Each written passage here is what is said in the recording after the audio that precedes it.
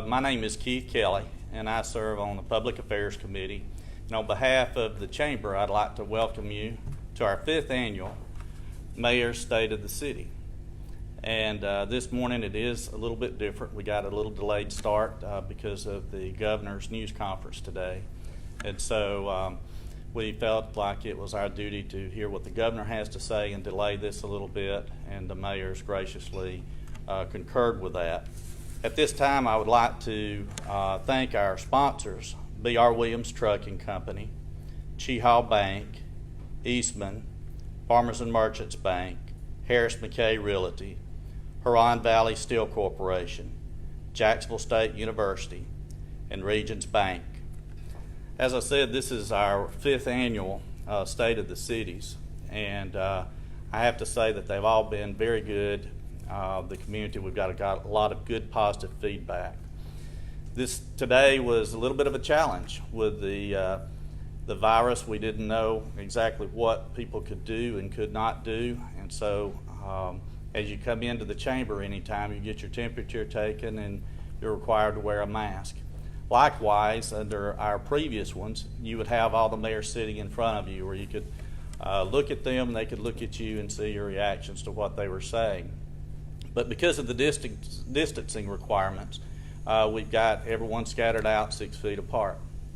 Likewise, when they get up to speak, depending on whether they're comfortable, whatever they're comfortable doing, they can take their mask off and speak if they choose to, because we are maintaining the 6-foot distance. They may not feel comfortable with that, and so it's strictly up to them what they would prefer to do on that. The format will be very much like what it has been before. Each mayor will take 6 to 7 minutes to kind of tell you what's going on in their cities. Many of them have faced tremendous challenges, just like we have throughout the state, dealing with finances and things of that nature because of the virus.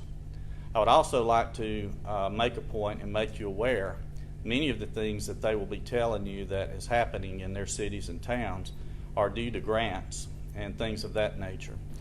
And we have the 2020 census going on, and it is absolutely critical that you fill out your 2020 census. It not only goes to your congressional seats, but it also allocates the percentages and formulas that to where the mayors can apply and get grants to do things in the cities and communities. So with all that being said, we'll go ahead and get started. And I'll introduce each mayor as they come up and give their comments. So to start with, ladies first. We like to mind our manners here at the chamber. So the mayor of Hobson City, Mayor McCrory. Social distancing and sheltering in place. And so what we've done in Hobson City as a result of COVID-19, the first thing we did was to shut our office down to the public. And now we're requiring that if you come in that you do have a mask. And we did get a thermometer so that we can check your temperature when you come in, so that we can protect ourselves and protect other people as well. When this virus first started, it was just numbers to me. But since that time, I've had a church member to die, and I've had some close friends. So it's not just data, and it's not just people that I don't know, but it's people that I do know. And so we know that this is real, this is not a hoax, and we want people to take all of the precautions so that we can all survive this. One of the things that we did in Hobson City early on, we took our basketball nets down, because when the kids were out of school, they go out and play basketball. So that didn't sit well with everybody, but nothing does always sit well with everybody.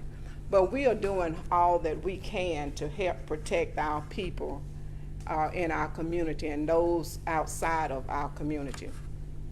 Right when in the middle of March, when things really began to get bad, some of us were waiting to hear from the Calhoun County Home Consortium.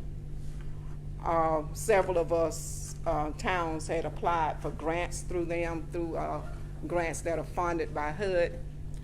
And we had some very strong partners working with us on a grant that we submitted. And right about the time that we were supposed to hear something, hell broke loose, so to speak. And so we're still waiting to hear something from the Anniston Calhoun County Home Consortium on the funding. And that funding would provide for some new homes to be built in Hobson City. And we already have on board contractors or developers who will be working with us to make that happen. On yesterday in Hobson City, we had a new business to open. It's called Oss's Quick Mart. And someone asked me why was that important to have the store to open in Hobson City. And I thought it was a question that, in a sense, if you know anything about city government, cities and counties, states, everybody needs revenue. You cannot operate without it. So we've always had 1 or 2 stores in Hobson City until recent years. And then the last 3 years, after one of the businesses that had been there for about 30 years changed ownership. And so things kind of went down here. So when things are not happening in the city and you don't have that tax base, then it's very difficult to operate. So what we've been working on and trying to work with are some people who have come to the table to work with us on trying to develop some things in Hobson City.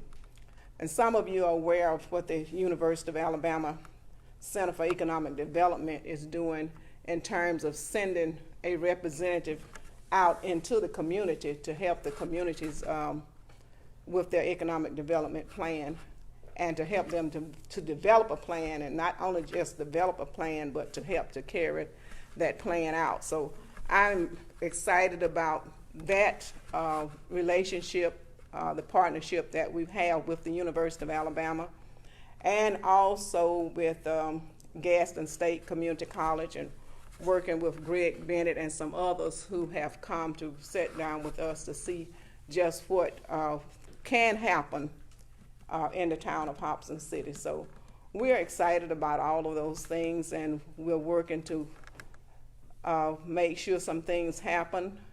I tell people all the time, we have enough chiefs, we just don't have enough Indians to help get some things done. So we're hoping that the Indians will get involved and come on board and help make some things happen there in the town of Hobson City.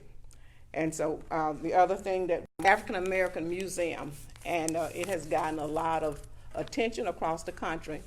And a couple of weeks ago we did a Black Towns Matter, and that involved about 22 states across the U.S. and Canada, getting the message out about black towns and how they do matter in terms of getting some exposure. And so we are excited about that, and we'll be seeing in the future just how much impact that has had, and we're hoping that that will garner some support for our community. And that's it.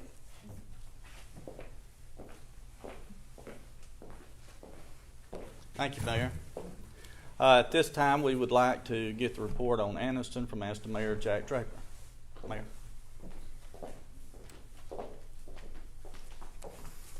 Thank you. Good morning. How's everyone today? Glad folks are joining us on social media platforms. Given that the governor just talked and touching part of what Mayor McCrory just said, I want to talk a little bit about the city's COVID response and recovery.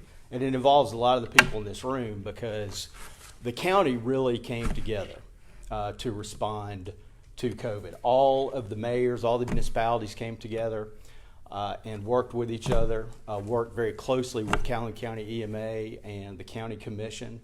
I'd like to think that we as a county got a little bit of a jump start on COVID response because of the issue that we dealt with the Diamond Princess back in late February, and I think that we probably began our social distancing and maintaining good hygiene practices as a result of that. So I think we may have gotten a little bit of a head start. But as Mayor McCrory, said, this is real, and we've got to remain vigilant.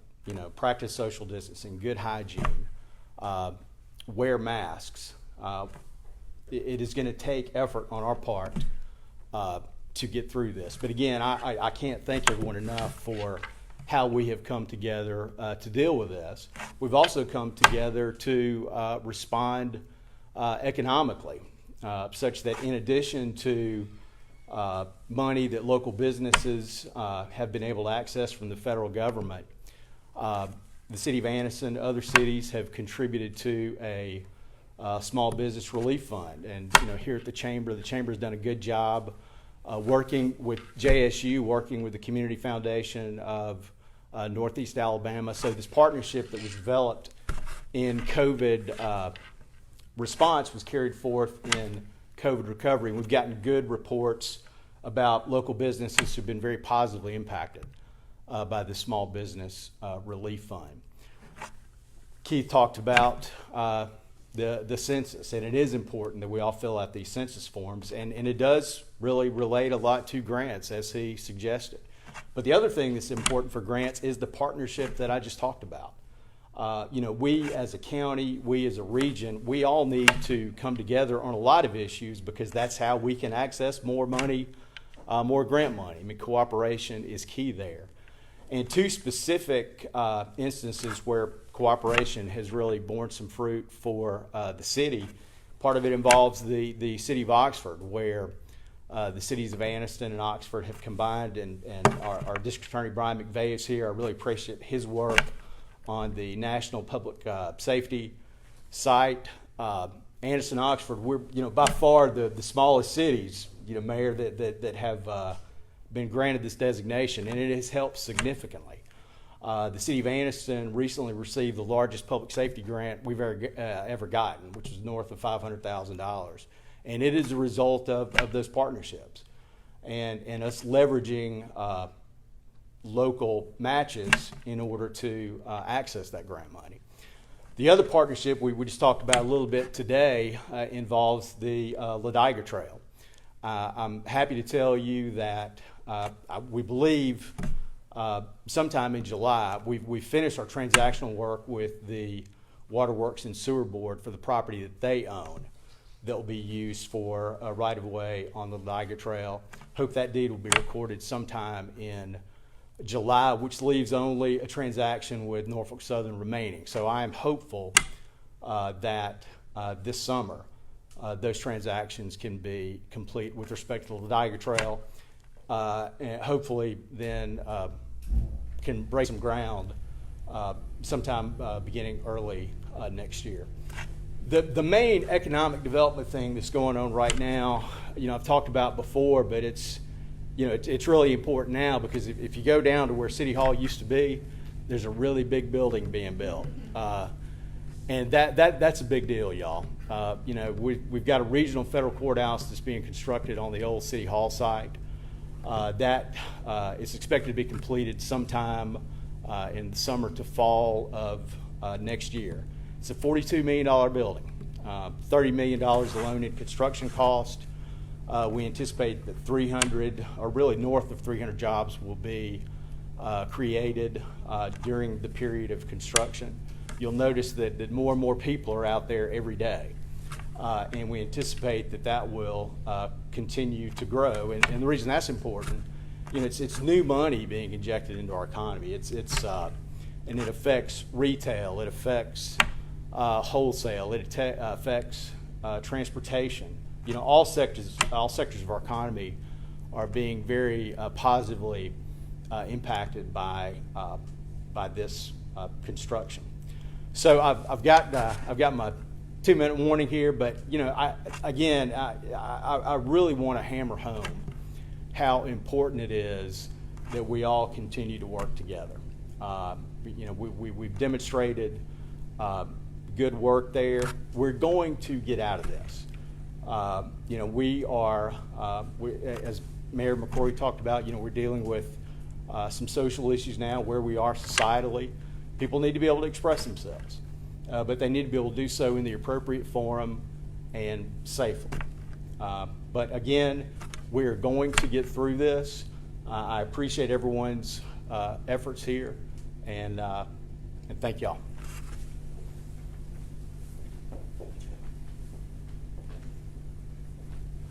Thank you, Mayor Draper, for that report on Anniston. At this time, we would like to move a little bit further north and get a report from Jacksonville from Mayor Smith.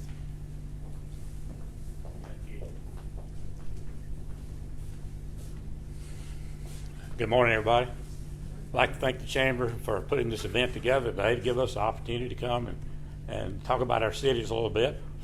COVID-19, as devastating as it has been and continues to be, we're still doing okay in Jacksonville. We did not lay anybody off. Any permanent employees in the city have not been laid off so far for COVID-19. And they all work from somewhere.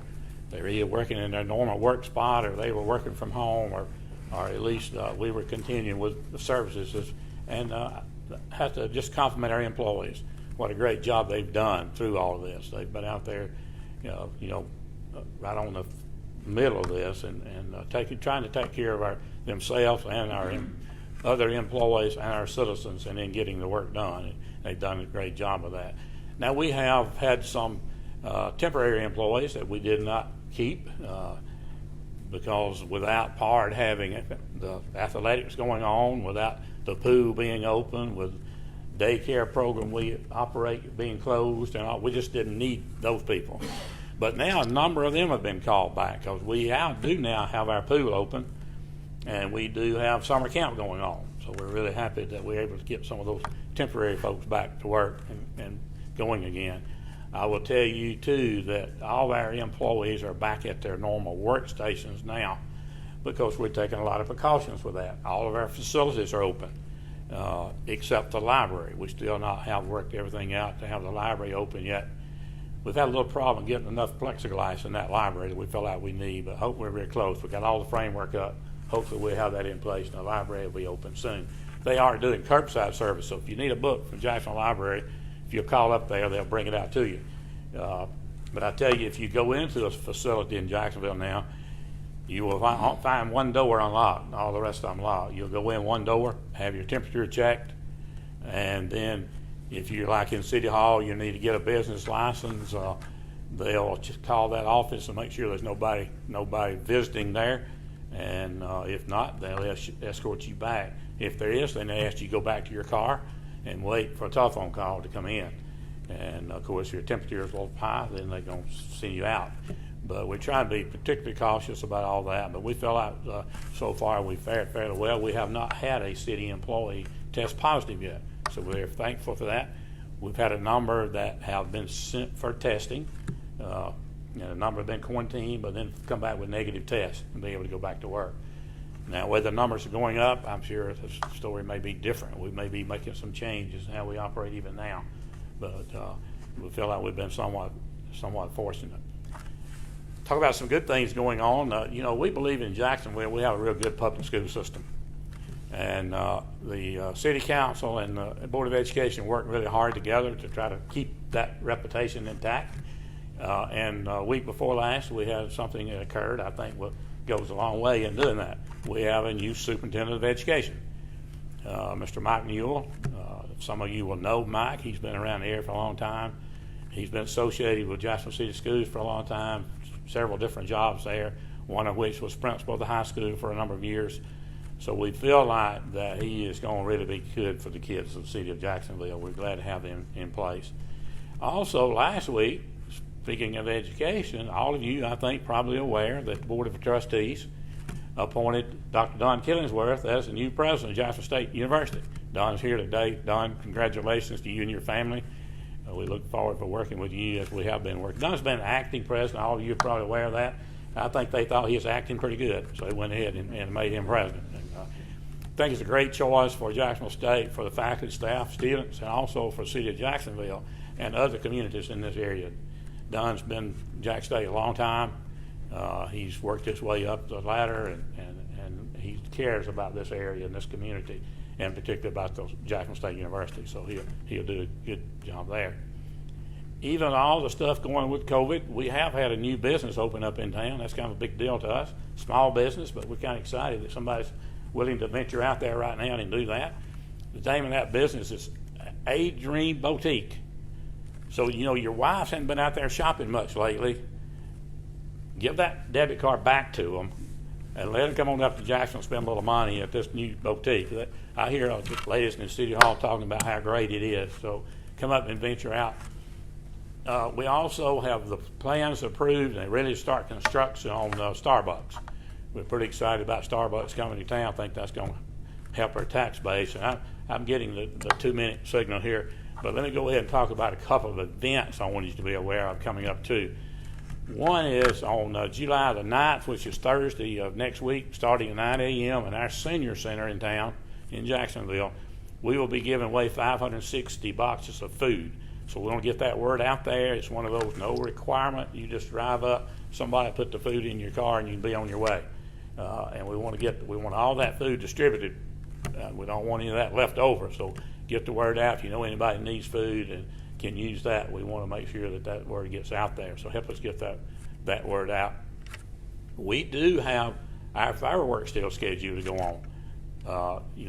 That still could change, but right now we still have, with a lot of safeguards with that. We won't have the kids zone, any of that kind of stuff, but we will have some music and have the fireworks, music starting at 6 o'clock, fireworks going off at 9 o'clock on Friday night. We always do ours on July the 3rd to kind of, those guys doing the fireworks, they stay pretty busy over those couple of days.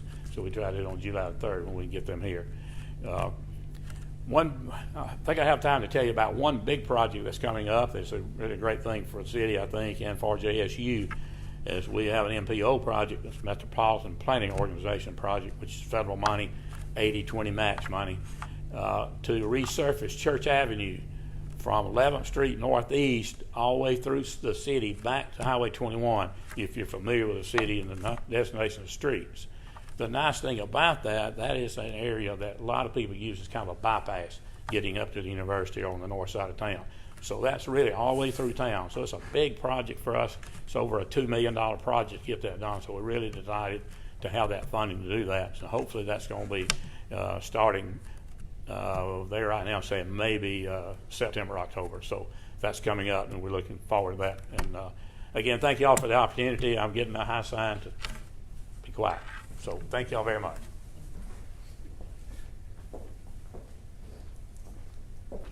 Thank you, Mayor Smith.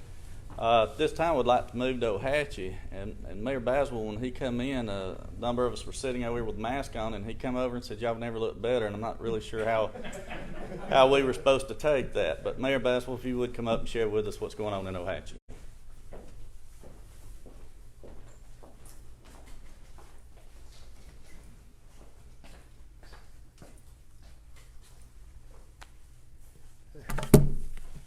It's a pleasure to be here this morning, other than having to speak. But things are going well in Ohatchee. We got a lot of Mayor Smith, there's one thing that didn't happen in Ohatchee. I don't know of any husband that got his wife's debit card, but just don't happen that often. But anyway, when this COVID thing first kicked off, first thing I was concerned about was, well, after you get concerned about, the people and how it's going to affect the people, how's it going to affect our town? And I'm always real conscious. We're a small town, and our revenue stream is not all that large, and about 65 to 70% comes from local sales tax revenues of our operational budget. So I started thinking, how's this going to affect, and where can we start cutting back if the need comes up? But we were pleasantly surprised as we got into it in March, April. Our businesses, there's only one shut down. The beauty shop had to shut down because that was directed by the governor.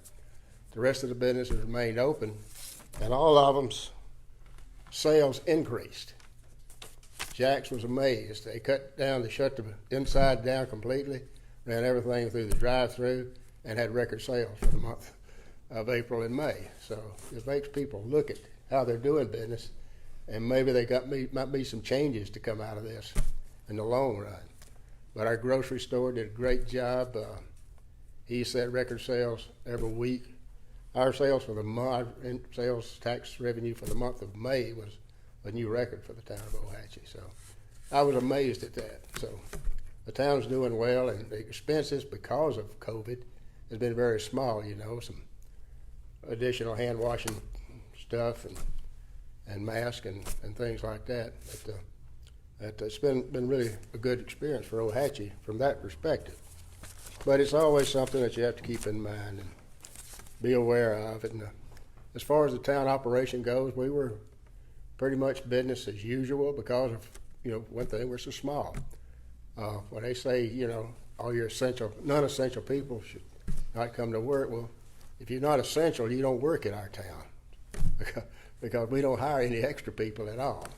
So everybody there is pretty much essential, and we have a sort of a built-in distancing in our facility, and there's not that many people come into our facility at one time anyway. It's usually just one or two at the most at a time. So that's worked well for us. We haven't had to take any major steps to increase the protective devices that they've told us to use, because we just have a lot of natural distancing just due to the way our building is laid out. And most people use a drive-through window to pay their water bill and things like that. We do, the people that handle money, we do encourage them to wear the rubber gloves and wash our hands frequently, because there's nothing nastier than money if you really want to look at it from a scientific viewpoint. That money goes through hands of people you've never heard of and don't know where they've been. So that's a real key thing to make sure you're not bringing things in your revenue stream. Other than that, we did have I want to thank Michael Barton and our EMA folks, all of his people. They've all done a super job in keeping people informed. We have a weekly conference call, and they give us all the latest statistics and help find PPE for people that need it. And they've just done a great job helping coordinate, which is their thing, you know. They don't really manage things, they coordinate. They help us coordinate with each other a lot. And they just do a super job up there. And we'll always thank them for that. And he brought the COVID testing to Ohatchee this past week. And we had 127 people be tested out there. And it was about 5 o'clock yesterday afternoon. I got a text from Michael, said that so far we've had 14 test positive, which we don't like to see that number that large.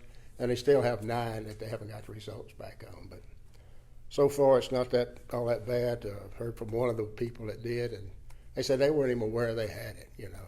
They don't know how long they've had it. And so, good, thank goodness I got the 2-minute warning. But the only other thing going on, like Major Smith, we are going to have one of those food giveaways tomorrow at Town Hall, starting at 12 o'clock. It's as I understand it, it's a USDA Agriculture Department thing. Taking food from the farmers, buying it from them, and then trying to get it out to as many people as they can that need it. So it's sponsored by the Gateway to Life Ranch, along with the town and the churches out there, all working together to make this thing work. With that, that's all I have, and it's been a pleasure. And if y'all get a chance, come out and visit us in Ohatchee. I lost my mask. Thank you, Mayor Baswell. At this time, we will move to the southern end of the county and go to Oxford with Mayor Kraft.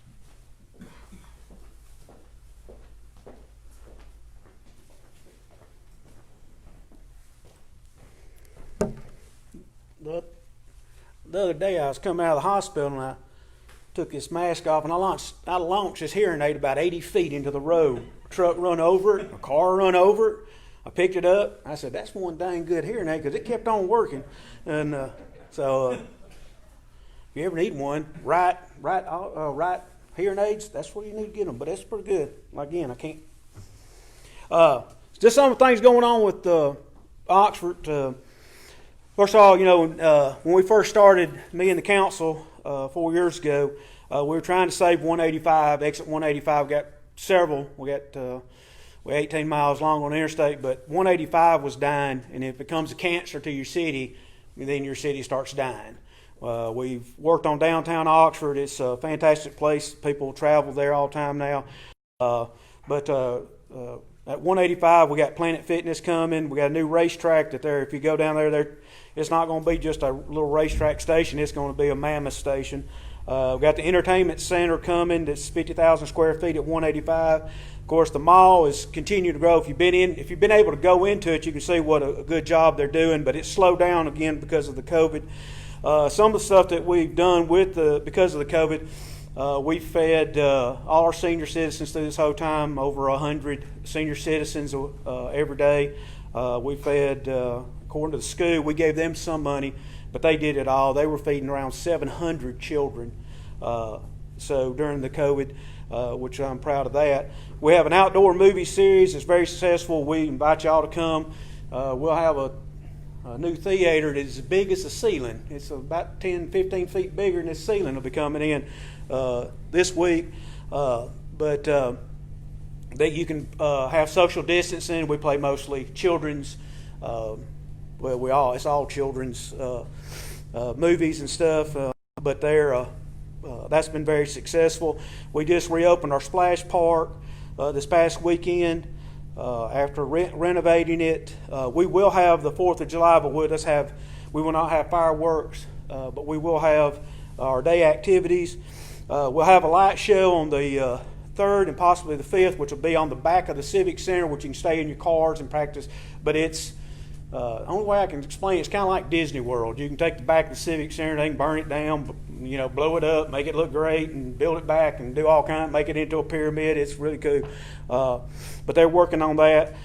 We will be on the July the 18th. We'll be honoring our high school Green Power racing team. They were the national champions, which is really good. And in fact, when you say national champions, a lot of those national champions are just given as you didn't really earn it. You were just named national champion. Young children, they won the national championship, and so they'll be honored they'll be having a plaque and everything. On August 7th, we'll be changing the name of our Oxford tennis courts to the Bill Beck Tennis Courts. He was a coach for many, many years, did a lot for children, and we will be honoring him by naming the tennis courts.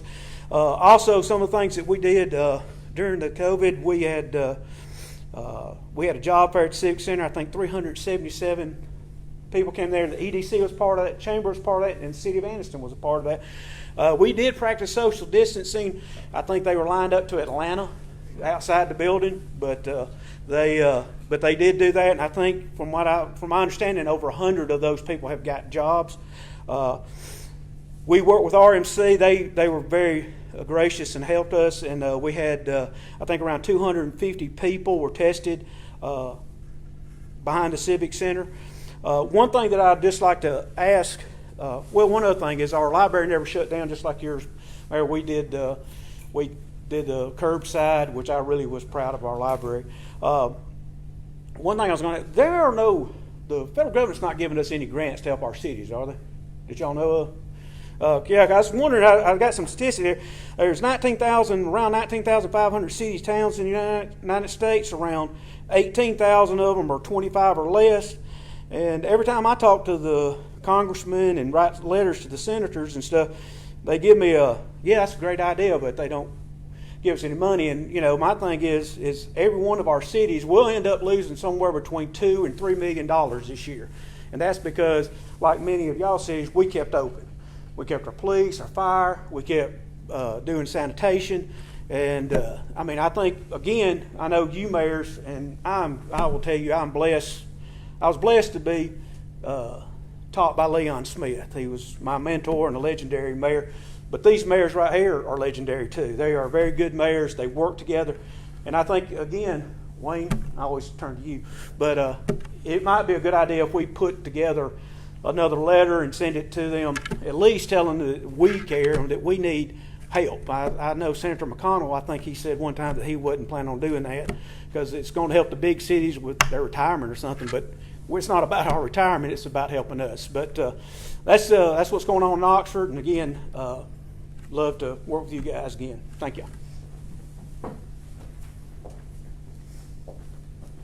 Thank you, Mayor Kraft. I don't think I've ever heard anybody excited about blowing up a civic center before, even though it was laser, to clarify. At this time, we'll go to the north end of the county and go to Piedmont. And Mayor Baker, if you would come share.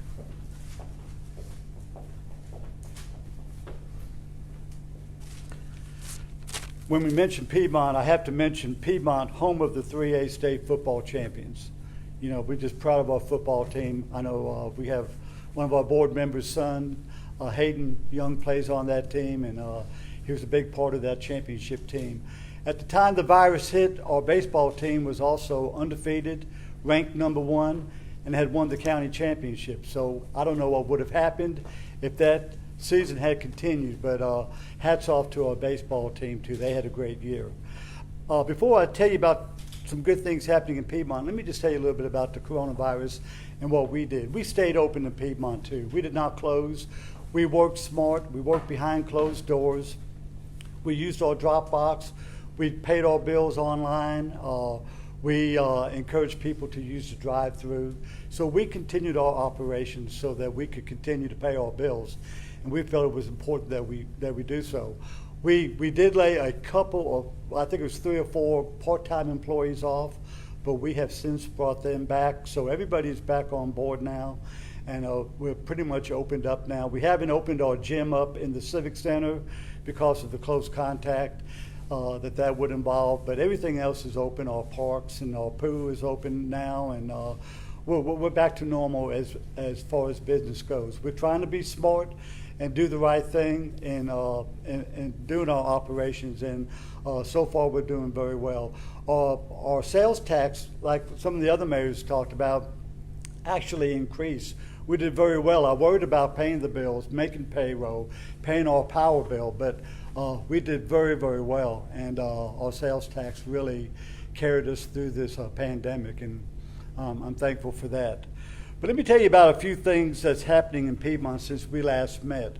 We have 3 new businesses that have opened up. We have a barbecue restaurant. Our Dollar Tree opened up, and we have a Sadler's Feed that has opened up. Now, I know Dollar Tree may not be really big to some of the cities, but let me tell you, in Piedmont, that's something big. And we were proud to get Dollar Tree, and people are really taking advantage of that. We have coming soon a Burger King, a Dollar General store, Broadway Pizza. We also have some other buildings that are being renovated that will accommodate new businesses that will be opening up very soon. Dr. Ulrich has built himself a brand new doctor's office, very, very nice. And Noble Bank has renovated and moved into a larger bank building, and it looks really, really good. We've had some infrastructure improvements I want to tell you about. We applied for a $250,000 paving grant through Rebuild Alabama Act. And this grant was not a match, it was free money. We applied for this $250,000, we got approved. So what we're going to do is take this $250,000, we're going to apply our gas tax money toward that. We're also going to use some of our city savings money, and I'm hoping that the county will help us with some money, and we hope to pay $500,000 worth of streets in Piedmont. So that'll be a big deal for the city. We also continue to do filter plant improvements. We also continue to do 1 mile of cast iron replacements. We do this each year. We have a water tank maintenance. We have 2 water tanks in Piedmont, and we have a maintenance program that we have developed within the last year. And this is to ensure that our citizens in Piedmont have safe drinking water.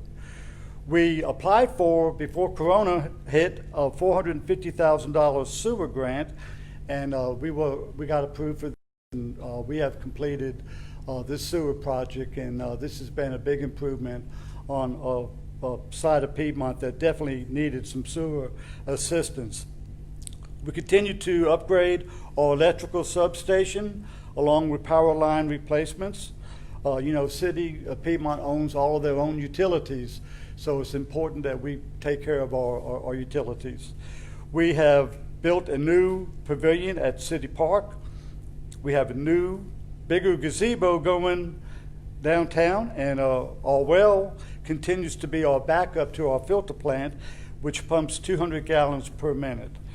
We're very happy where the city is going. Things are going very well. The city has a savings plan that we put into place. It's not a whole lot of money, but $10,000 worth of savings goes into the city each year, and this has allowed us to pay for equipment without having to go into expense, and that's a big deal for us. We survived the storms of 2 months ago. We're surviving the coronavirus. We're still able to pay our bills and keep our head above water, and for this I'm very thankful. I continue to say I live in the greatest little city in the world. I'm Piedmont proud. I continue to use social media to let the people know what's going on in Piedmont. I'm very open with what's happening. I don't hide anything. I don't talk negative about the city because it's all good. So I try to keep people posted. But I invite y'all to come to the little city and have a cup of coffee with me, and I'll show you around town and let you know what's going on, and show you all the improvements going on with the city, and just proud to be mayor, and it's just a great bunch of mayors to work with, like some of the other mayors said, and I appreciate them all. We have a good working relationship, and just proud to be part of this team. Thank you all.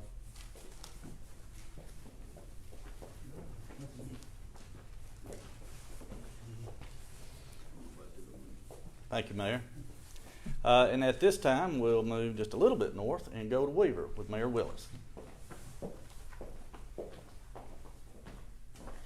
Good morning. Wake up. Usually by the time I get up here and we get to Weaver, half of you are left, the other half is asleep. So I do appreciate everyone hanging around. We had a lot of good things going on in Weaver. Everybody's talking about the virus. She's already holding up 2 minutes and I'm done. So Angie always messes with me. I will say this, though. When we came in, she said she was going to check all of our temperature. I was glad to see that it was a digital thermometer, and she wasn't had other thoughts in mind for me, because they tend to come after me around here. Talk a little bit about the virus. We've beat this horse to death. Everyone knows there's a problem, and we know what's going on. But one of the things about Weaver is that we have been very slightly impacted by the virus. It didn't have that much of an effect on us. In fact, our revenue has been up. And a lot of the reason behind that is, as a city, we sell water by the gallon. And because people were locked in their houses, they were washing their driveways, they were washing their cars, they were planting their gardens. So our revenue went up in water. So that's a good thing for us. Also, we've had some new businesses open in Weaver during the whole virus process. So for Weaver, it's been negligible. We have not seen, in fact, we've probably seen an increase in our revenue. I think we can all agree that 2020 is going to go down as a year in history for not good things, but we will recover from this. As we're moving into the budget year, as you all know, a city piggybacks on the previous year's budget. We use those numbers to decide what we're going to do moving forward. Well, for 2020, we can't use those numbers because this has been a completely oddball year. Revenue is up in some places when it shouldn't be, and it was down in places when it shouldn't have been. So what we're doing is, as we start the budget process, we're going to just kind of use the budget we did for 19 into 20, and just hopefully those numbers will carry over. It's a challenge when you start dealing with budgets because we want to give our employees pay raises this year. And it's hard to do because we don't know what the revenue is going to be. One of the areas that we have improved in Weaver, we've stepped up our code enforcement. As you all know, every neighborhood has that one house that they just don't want to take care of their yard. They want to have a junkyard in the front. There's probably a bathtub or a toilet in the front yard, and it's a problem. That adversely affects the value of the houses around you. And we've been remiss in this area. We have not enforced our codes like we should. So we've stepped up code enforcement and become more proactive, going after people that let their properties fall into a state of decay. And that protects property values in Weaver, which is important to all of our residents. Also on that line, we were approved for a $122,000 grant to demolish over a dozen houses that have fallen in disrepair or have been abandoned. This is a problem for every city. All of us deal with this. Because when you have a house that, let's say it's an elderly person with no family passes away, the house sits there. The taxes fall remiss, and the state takes over the house. The problem is the state is not going to cut the grass and keep the place clean and maintain it. But as a city, we have no teeth to go after the state. So this is one area that's a problem for all of us. Because again, this affects property values, and maintaining property values should be the number one priority for a government in a municipality. That's why people live in a city, so they have those ordinances to protect their property values. So we're stepping up that. We've got a dozen houses right now, and that's a fluid number. That could increase or decrease. But we are going to be demolishing some of these houses that are falling apart. One area that I've also expanded in Weaver, we have acquired the lake at Buckhorn. For those of you who are not familiar with Weaver, this is the one that was at the restaurant Zoe's. It's a very large lake. It's been developed. It's a walking trail. But we are acquiring as a city that lake for recreation.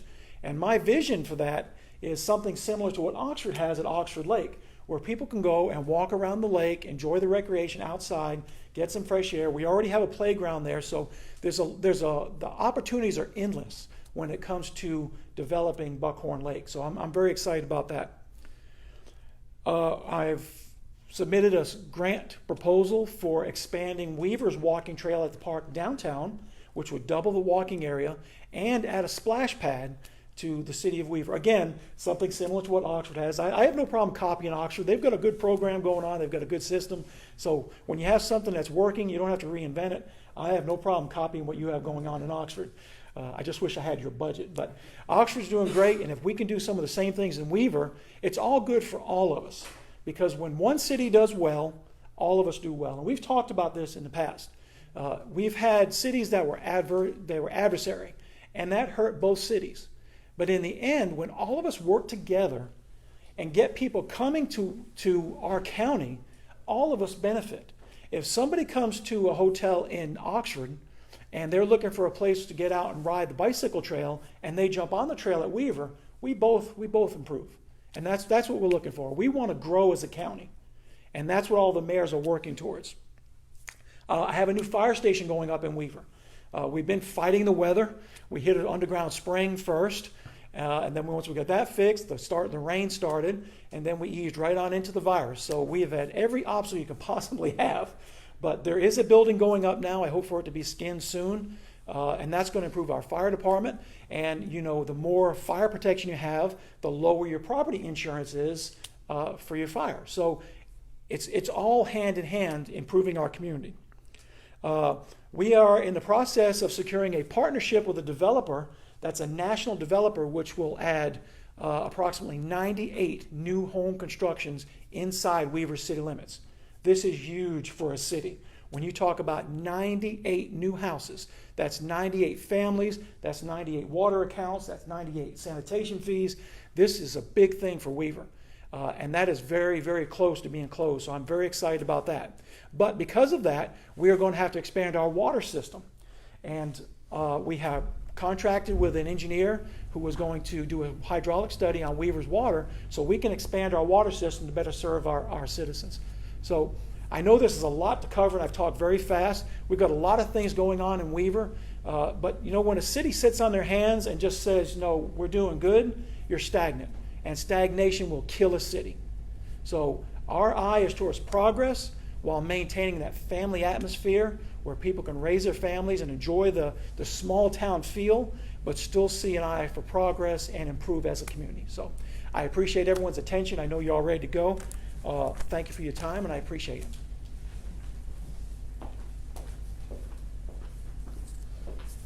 Thank you, Mayor Willis. I think we all consider ourselves very fortunate to have the leadership that we've got in the county and in the cities for our mayors, and we appreciate them working together like they do, and we're very, very blessed to have them. I'd like to also, again, thank our sponsors today that helped us to put on this event. B.R. Williams Trucking, Chehaw Bank, Eastman, Farmers and Merchants Bank, Harris McKay Realty, Huron Valley Steel, Jacksonville State University, and Regions Bank. And on behalf of the Public Affairs Committee and the Chamber of Commerce. I appreciate you being here today. I appreciate the mayors taking part of this, and we hope you have a very good, blessed, safe day. Thank you.